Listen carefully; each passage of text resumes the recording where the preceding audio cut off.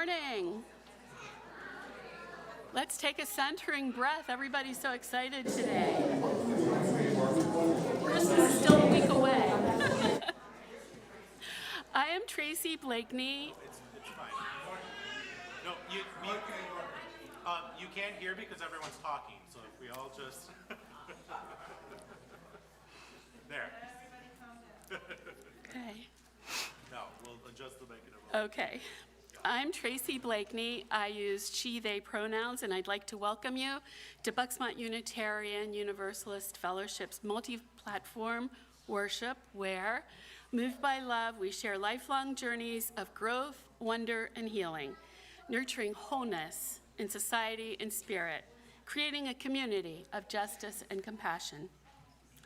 I'd like to give a welcome to everyone joining us online and in person today, members, friends, and those who may be newcomers to our community this morning.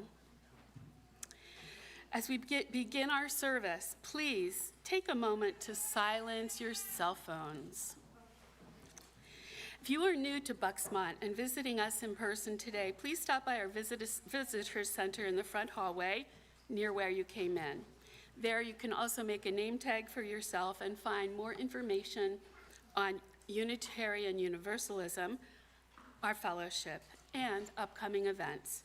If you'd like a hymnal or a printed order of service in Braille, those are available near the entrance to the sanctuary. If you are visiting us online or prefer digital methods, please email our office administrator, Beverly, to sign up for our email newsletter and to get connected to our congregation.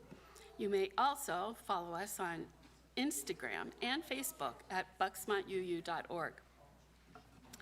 Each week in our service, we offer time for people to share a joy or sorrow from their lives by texting a phone number.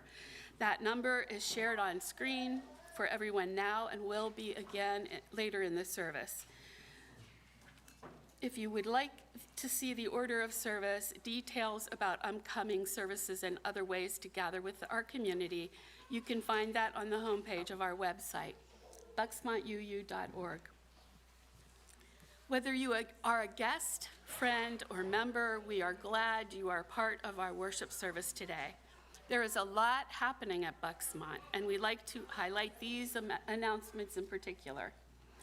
If you're interested in joining our congregation as a member, our monthly UU and U conversations with Reverend Kevin and members of the membership committee will happen today at noon, right here in the sanctuary.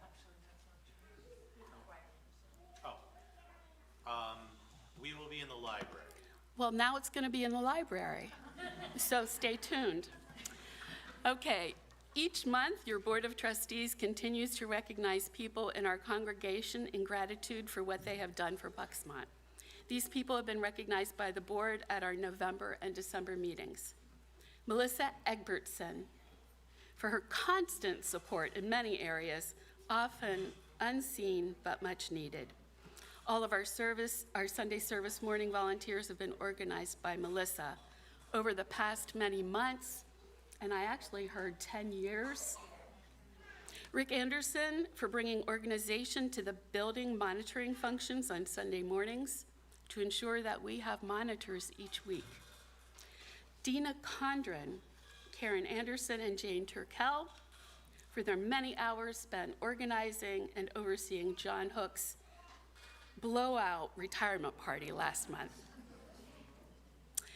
The Peace and Justice Committee for their broad thinking that resulted in the construction of the Bucksmont Free Library, available to us, Little Free Diverse Library, available to us and the wider community.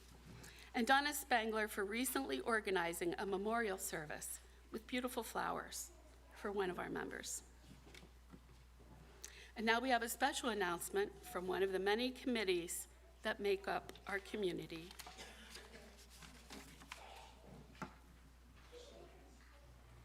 Hi there, I'm Lori Brooks, Chair of Nominating Committee, or NomComp.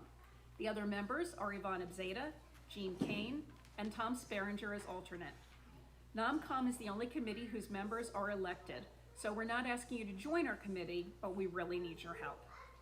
NOMCOM is responsible for putting together the slate of candidates that are voted on at the annual meeting, including all board members, members of the SRG or Special Response Group, and NOMCOM itself. If a committee needs a chair, then NOMCOM is asked to find someone to fill the position. Committees are, as you certainly are aware from all these videos, very important to running Bucksmont. The problem is that everyone is so busy, it's becoming harder and harder to fill these positions which are so vital. Right now, we have 13 main committees. Therefore, counting the board, we need 20 people to take on the responsibility of leadership roles. We desperately need people who are willing to serve, to keep Bucksmont the vital fellowship that it is, with an eye towards growth for the future. Being on the board does require a few hours a month, mostly meetings. The trustee is a great starter position. You get to see everything that is happening and learn the ins and outs behind the scenes, and can do short-term projects which come up. It's a great way to get an overview of what it takes to make Bucksmont tick. If you are interested in filling any position now or in the future, please come to either Yvonne, Jean, or myself. If you aren't sure which position would be the best fit for you, we can help with that as well. We'll be looking more actively for people starting in January for election at the annual meeting in early June. We know you're busy, but keeping Bucksmont as a welcoming spiritual community takes some work. Please help us. Thank you.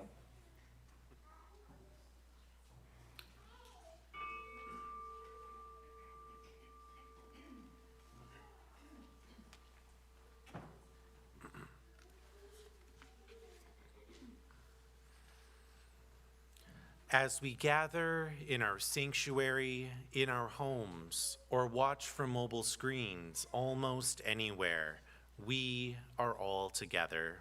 Those watching now on Sunday and those who may be watching months from now, we are joined together for worship across both space and time. This is a free, creedless, religious congregation in the discipline of truth and the spirit of universal kinship. We join together in a cooperative quest for religious and ethical values, seeking to apply these values to the development of character, enrichment of the spirit, and service to all.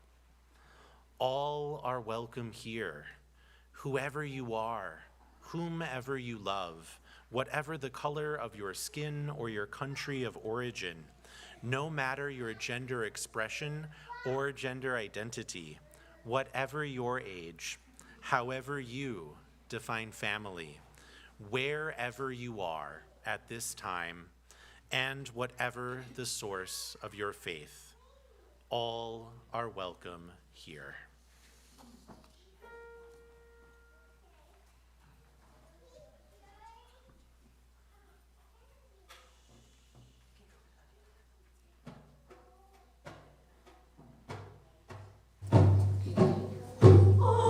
Welcome here.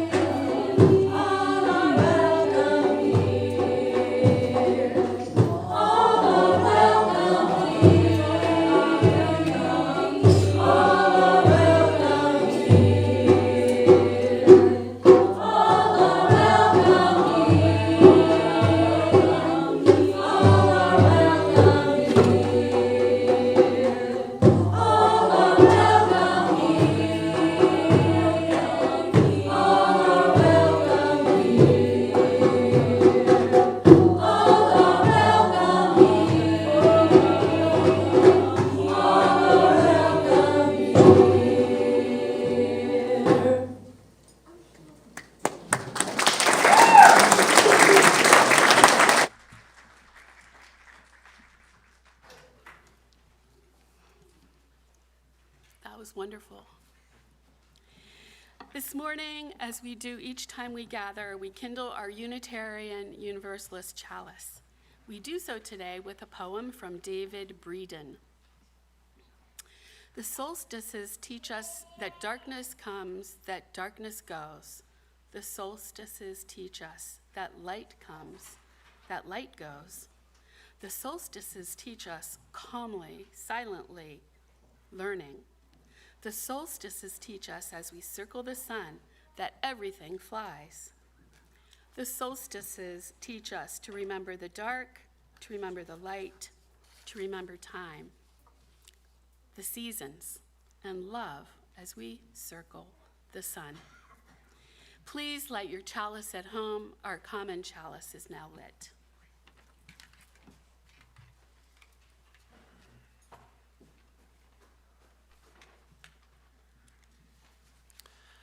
This morning marks the third Sunday in the season of Advent. In the Christian tradition, Advent is the beginning of the church year, recognizing the transforming power of God in the world and looking forward toward the birth of Jesus and celebration of spiritual light. Each week until Christmas, we light a new candle on the Advent wreath. So when so much asks for our attention, the lighting of one candle after another reminds us that this season must pass in its own time. Birth cannot be rushed.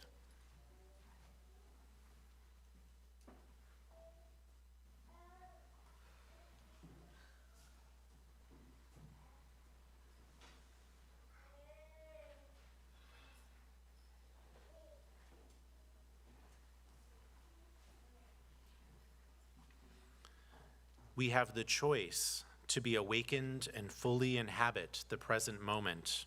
The light of Advent grows brighter and brighter as we celebrate our coming together as a community. This morning, we light the third candle.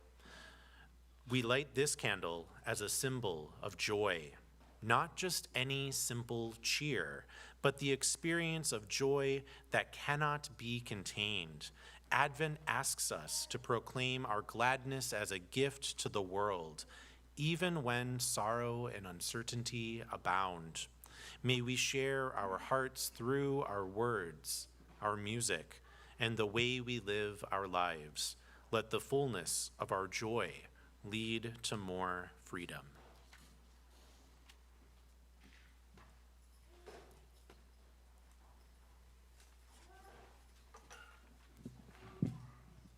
It's time for all ages, everyone.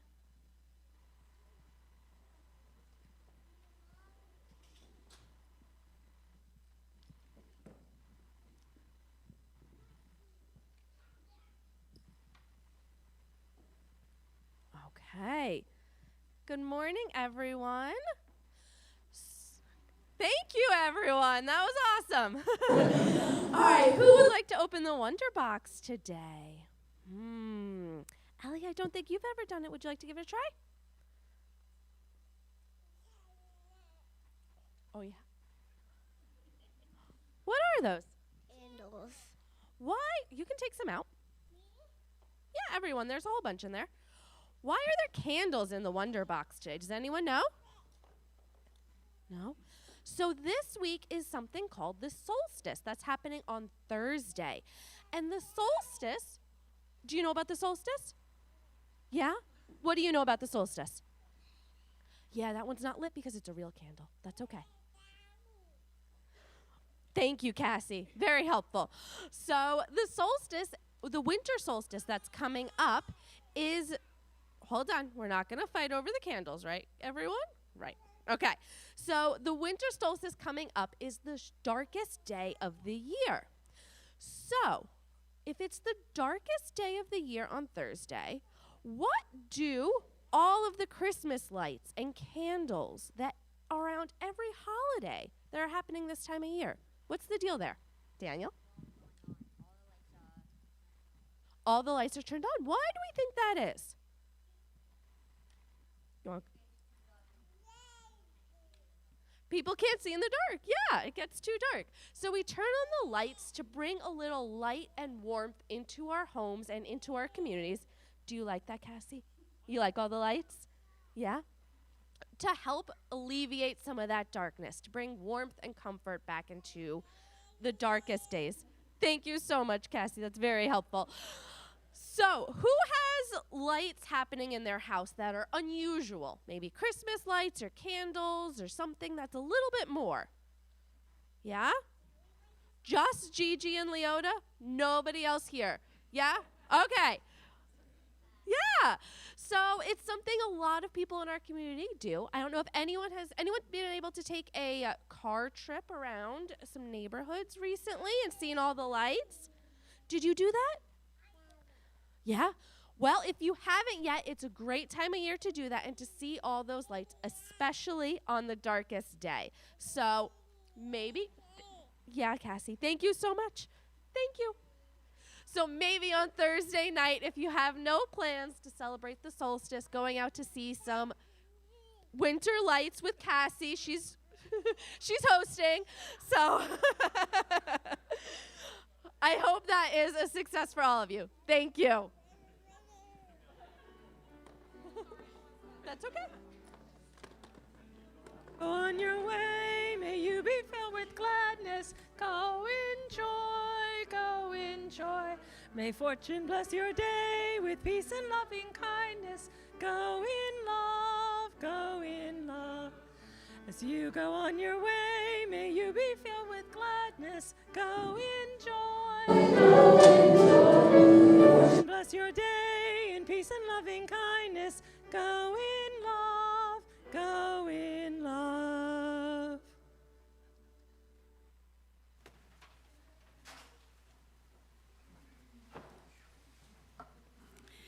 The offering and liberal religion is a vital part of our history of faith.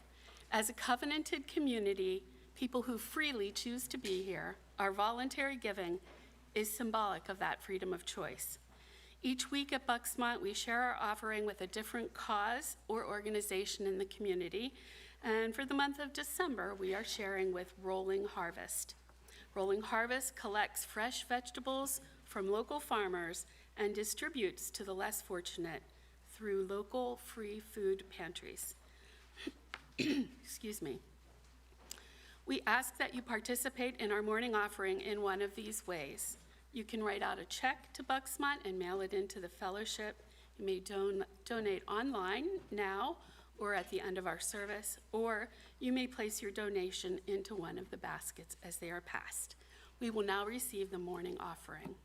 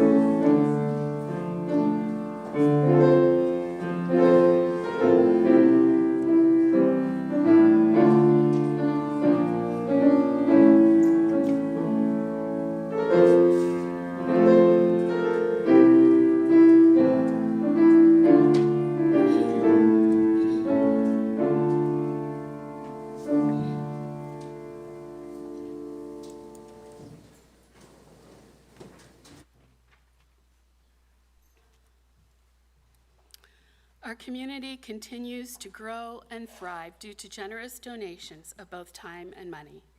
For the many ways that you contribute and how it sustains our fellowship, we are truly grateful. This morning's reading is In Celebration of the Winter Solstice by Stephanie Noble. Do not be afraid of the darkness. Dark is the rich, fertile earth that cradles the seed, nourishing growth. Dark is the soft night that cradles us to rest. Only in darkness can stars shine across the vastness of space. Only in darkness is the moon's dance so clear. There is mystery woven in the dark, quiet hours. There is magic in the darkness. Do not be afraid. We are born of this magic. It fills our dreams that root, unravel, and reweave themselves in the shelter of the deep, dark night. The dark has its own hue, its own resonance, its own breath. It fills our soul not with despair, but with promise. Dark is the gestation of our deep and knowing self. Dark is the cave where we rest and renew our soul. We are born of the darkness, and each night we return to the deep, moist womb of our beginnings. Do not be afraid of the darkness, for in the depth of that very darkness comes a first glimpse of our own light, the pure inner light of love and knowing. As it glows and grows, the darkness recedes. As we shed our light, we shed our fear and revel in the wonder of all that is revealed. So do not rush the coming of the sun. Do not crave the lengthening of the day. Celebrate the darkness, here and now, a time of richness, a time of joy.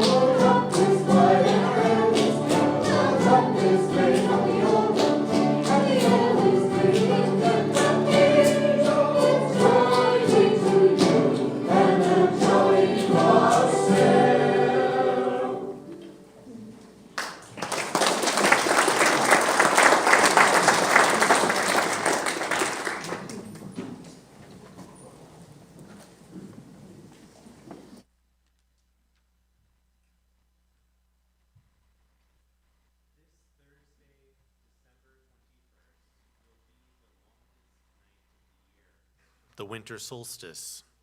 Many times when we celebrate the winter solstice, we focus most on the returning of the light. The days will lengthen again. There is hope. This solstice also holds mystery and wisdom in focusing on the dark, on the night. As we approach the winter solstice and this quiet, dark phase of the year, it is a good time to think about how we interact with the natural world and where we go to rest and recharge within ourselves. This is a season of dormancy and gathering of the self after the harvests of fall and before the excitement of new growth that comes with springtime. Here, over the long winter night, we are invited into contemplation. This should be a season of rest, a time when being in sync with the natural world around us calls us toward more sleep, moving our attention inward, and being cozy with friends and family, or finding times for solitude. December may feel like a challenging time to bring up the topic of rest. But maybe that means now is when we need to think about it the most. Beyond the regular family, work, and social commitments, there are the many holiday ones too. What might it look like to make some changes to where we put our energy, or to think about where we refuse to do more? Making time for rest is intentionally countercultural and can be found in the NAP ministry of artist, activist, theologian, and healer Tricia Hersey. Hersey writes in her book, Rest is Resistance, a Manifesto. My commitment to rest as a form of resistance came from my everyday experiences of being a part of the machine-level pace of our culture and surviving the trauma of the terror of poverty, exhaustion, white supremacy, and capitalism. I took to napping all over campus while in seminary and when I was home. I believed deeply that I would rest because I was exhausted physically and spiritually, and I saw no other way to make it. I was beyond rational thought about whether I would be able to thrive from this, and simply leaped without a net. Sometimes it takes a wake-up call in our own lives to point us toward the need for more sleep. Sometimes our bodies have been pushed as far as they can be, and rest finds us wherever we are. That doesn't mean that it will be easy, or that there will be a lot of support to be found in our larger culture. Almost every facet of work, social media, television and movies, the vacation and travel industry, educational systems, and even our families today all reinforce the idea that rest is wasteful. Time is money, and you should do more with your waking hours and be awake as much as possible.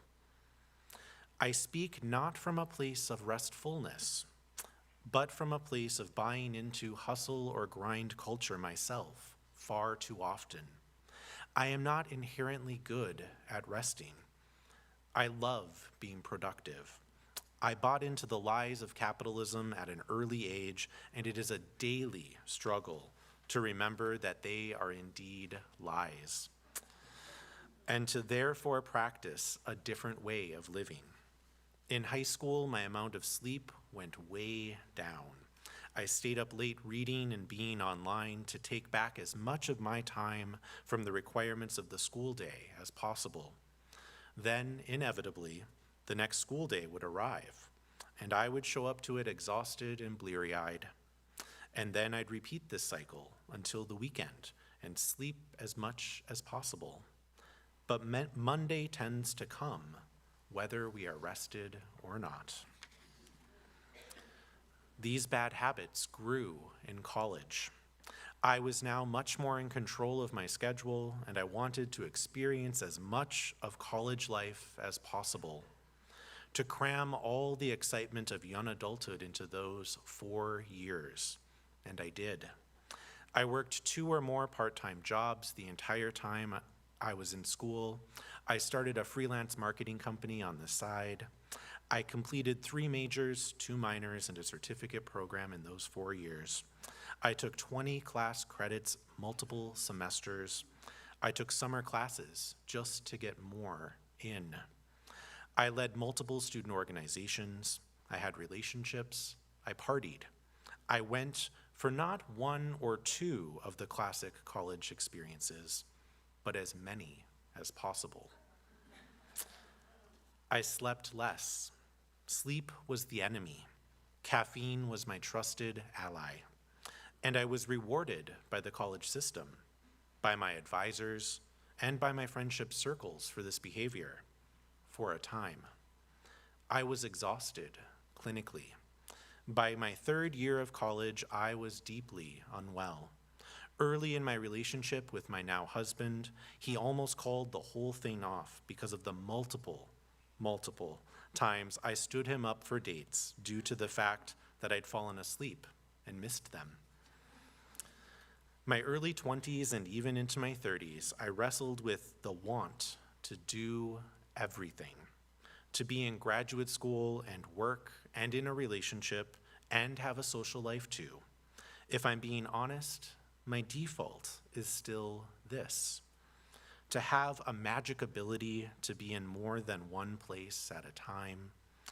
Rest was the enemy. My body was the enemy. Seminary, like in Tricia Hersey's earlier example, was a time of deep exhaustion for me as well. I continued to be rewarded for doing more. And it wasn't just about ego, though that was in the mix too.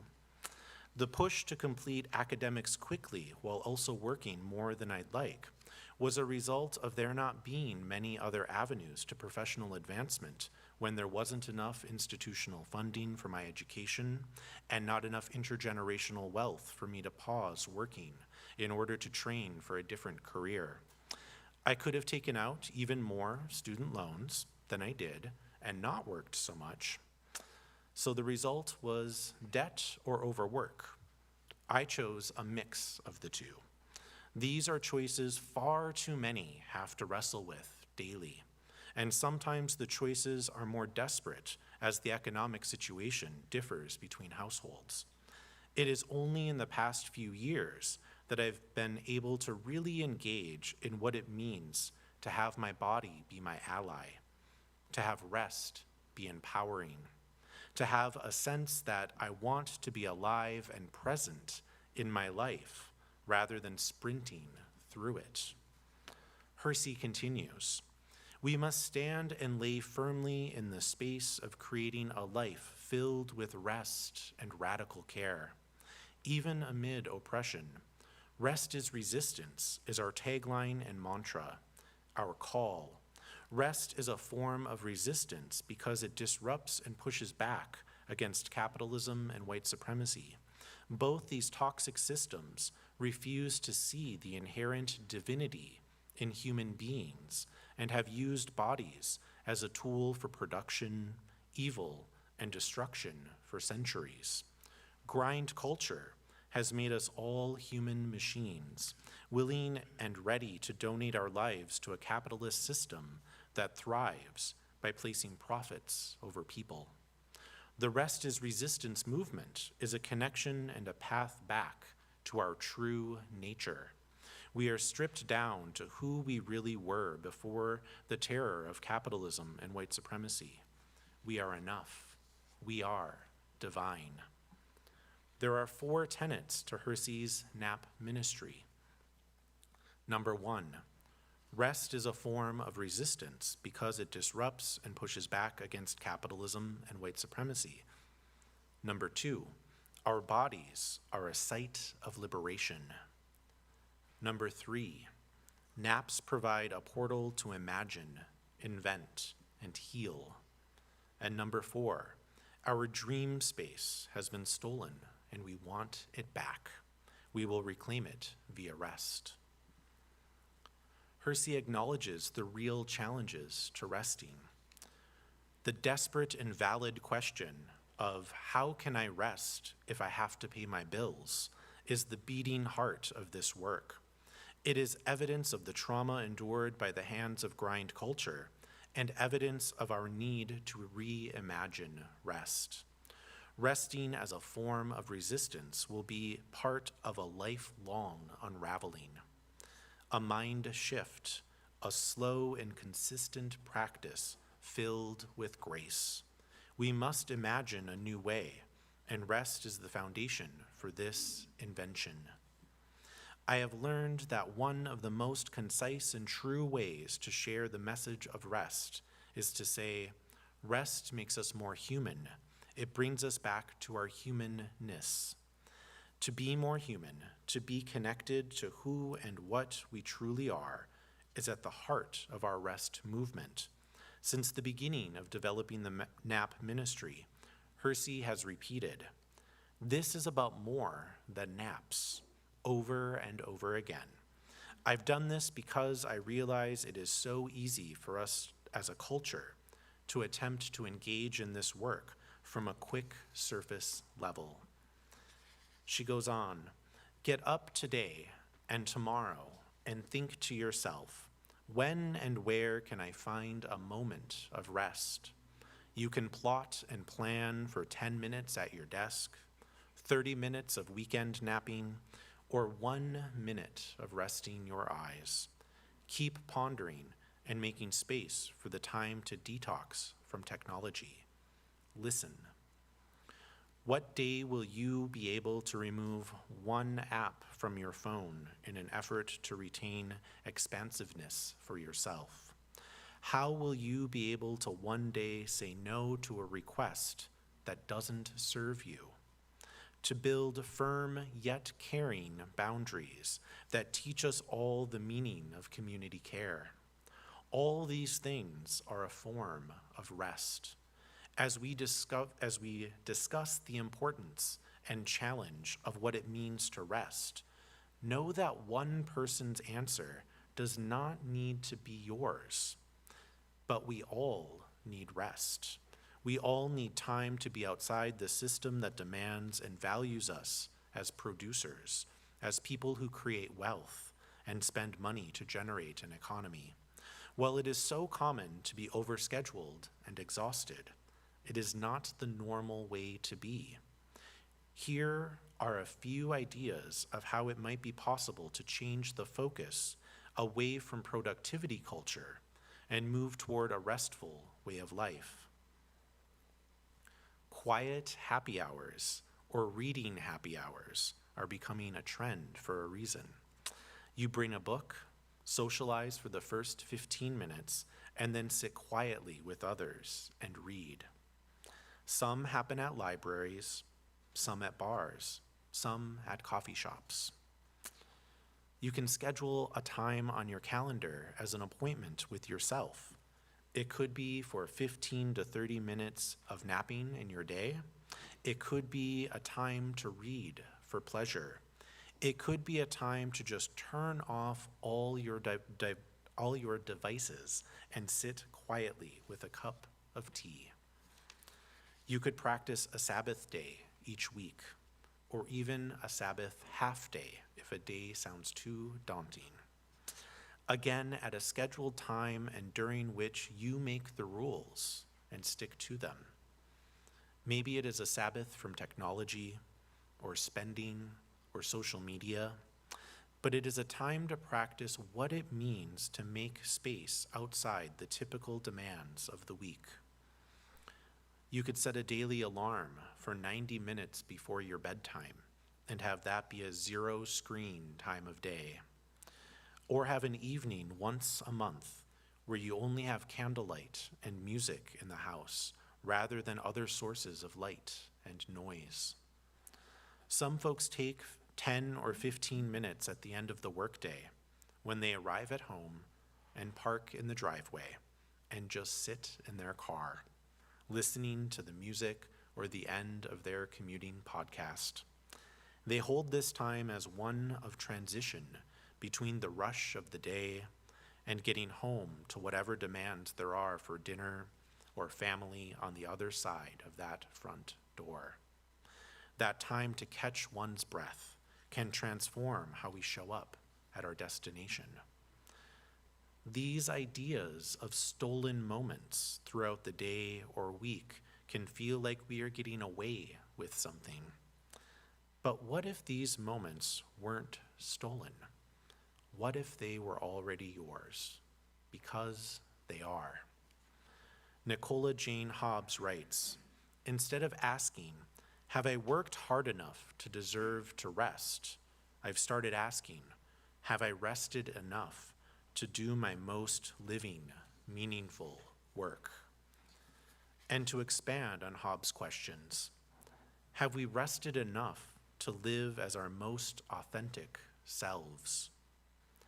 Whether our goal is work, relationships, or even leisure time, sometimes we need to rest before we can unwind enough to even appreciate some time off. Returning to Hersey's Rest as Resistance. Your body is a site of liberation. It doesn't belong to capitalism. Love your body. Rest your body. Move your body. Hold your body. What stories are we holding deep inside that are untold and uncovered because we are too exhausted? This rest work is holding space for our memories, our micro-histories, and all the things that make us human. As we rejoice in the winter solstice, I hope we can tie this time of increasing night to our human need to rest. Maybe this Thursday, on the shortest day of the year, you can make a commitment to yourself or with a friend or two for support about some ways to make more room for your body's needs in the coming season. Here we are, in a sanctuary a bit more dim than normal. Maybe you nodded off during my words as we gather in twilight and candlelight. That's okay, you needed it. I close this reflection with a wish from Tricia Hersey. I wish you rest today. I wish you deep knowing that exhaustion is not a normal way of living. You are enough. You can rest. You must resist anything that doesn't center your divinity as a human being. You are worthy of care. So may it be.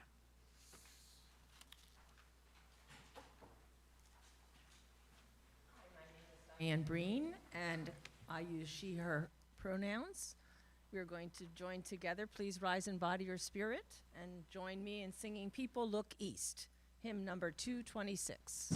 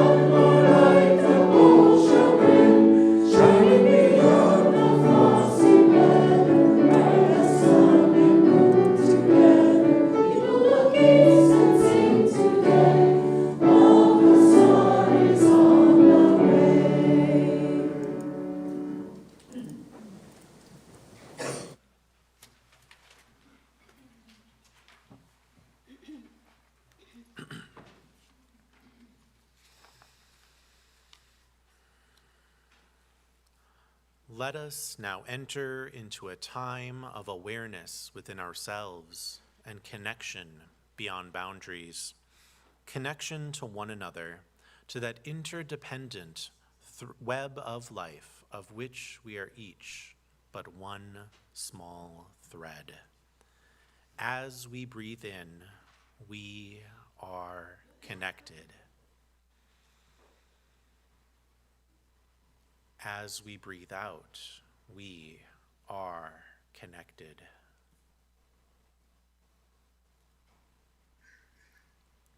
As we breathe together, you are invited into this season, one of holly and lights, darkness and hopes, a season holding magic and myth, a solstice that marks the time when nature is at rest in our part of the world, and holds the potential invitation for you to rest as well.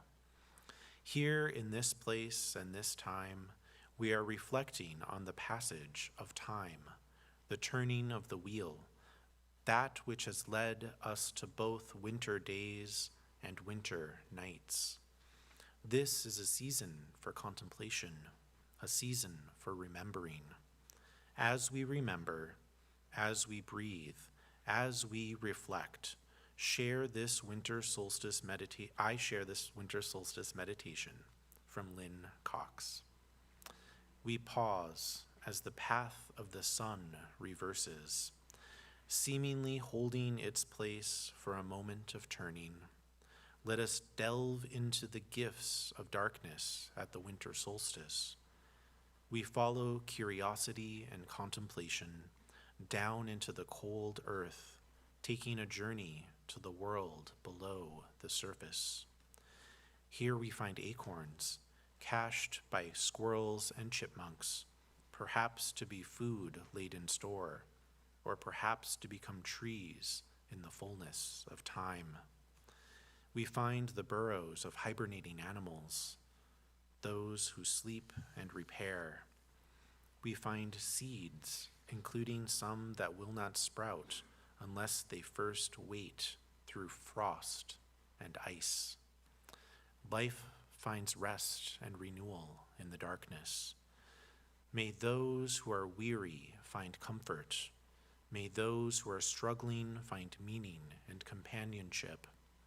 May those who are injured or ill find recovery. May those who are hungry find abundance. Let this be a time of healing, and may the dreams of the dark lead us to share these gifts with one another. Our imagination rises back to the surface, to life where the cold ground meets the crisp air. Here we observe life finding its way. We observe animals eating seeds left on the ground though the harvest is long past. We notice the migration of birds, natural movement that allows populations to find places where they can thrive. We observe the trees that appear to sleep and yet hold sap that will rise again before the spring arrives. We observe that not everything lives through the winter, and yet all that has lived returns to the earth and is transformed. Let this be a time of resilience. May the changing seasons bring new meaning and new insights. May creativity and persistence lead us to find resources for all to share. May those who migrate find safety, and may there be good news in the wind. May transformation lead us onward. We now lift our imagination to the sky, to the returning sun, and to the brilliant winter night. Shifting hours of light and darkness remind us that change is part of the rhythm of the universe, and so trouble does not last. Acknowledging the gifts of darkness, we also look forward to the growing light, a change that brings glimmers of hope. We marvel at the beauty of this time, stars unobstructed by leaves, jewels of the night shining over the land, moon and meteors inspiring us to awe and wonder. Let this be a time of celebration. What joy can be found? Let us hold it close, blow on its embers, and share its spark. We do not take for granted having come this far, and give thanks for our companions on the journey. As we celebrate the longest night, as we contemplate what winter can teach us, we also know that the light will return, that the days will lengthen. We light a candle for the solstice, for the return of the light. And now let us hold just a couple moments of silence in the dark with candlelight.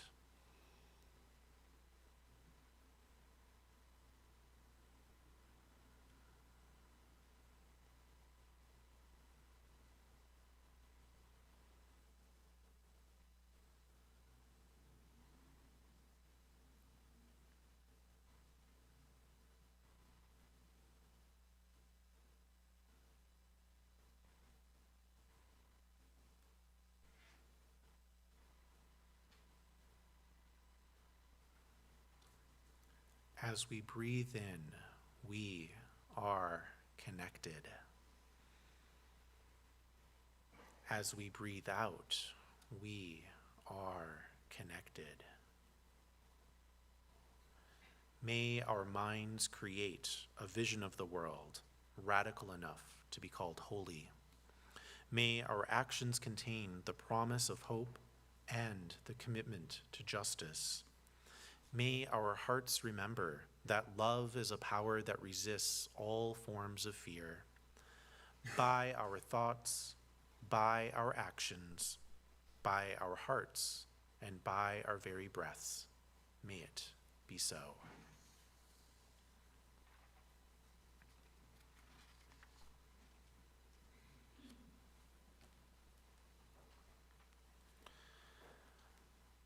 As part of our caring outreach to one another, we set aside a few moments to note both the sorrows and the joys in our lives. In these moments of peace and reflection, we turn our attention to one another. We hold each and all in our compassionate thoughts and the prayers of our hearts. This morning, we are lighting still more candles to mark the important moments in our lives. Each candle adds to the light of this community, a place that also holds the memories of those who have gone before and anticipates those who have yet to arrive. To share the joy or sorrow you would like held by our caring community, text the number that is now on screen. Please include your name along with your sharing. It is the same number no matter how you join us today, and you can add it to your contacts for future weeks. I will read them aloud, and Tracy will light a candle on your behalf. What is shared today will go out in our weekly caring notes for those who cannot be with us this morning. Please remember to include your first and last name with your sharing. And now we will light a final candle for all of the joys and sorrows that remain unspoken and deep within our hearts. With words spoken and candles lit, we honor our joys and our sorrows, those shared this morning, and the many, many more that exist beyond words. Through our time together, our relationships are deepened and our community made whole.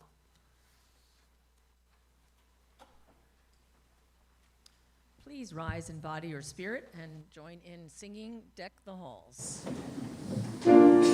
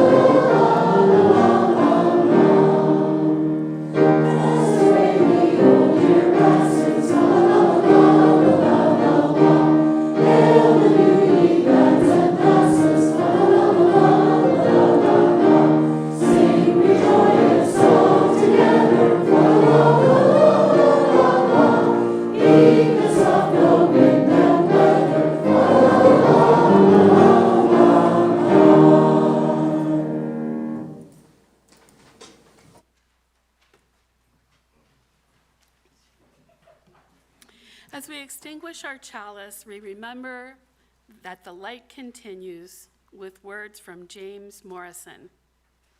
Within each of our hearts there is a most glorious light. Go forth and let its spark help you understand what troubles both you and others. Go forth and let its light of reason be a guide in your decisions. Go forth and bring its ray of hope to those in need of help in both body and spirit, that they may find healing. Go forth and fan the flames of passion to help heal the world. Go forth and spread the warm glow of love, pushing back the darkness of the world. Go forth and share your glorious light with the world. As our community departs from this service, may we remember all who came before. May we imagine all who will come after. May we honor all who are present with us here and now. In our time together, we create this community, one of promise, one of commitment, one of darkness, and one of light. In our time together, may each of us become a sanctuary for all we meet on the journey. May we go together now and return again.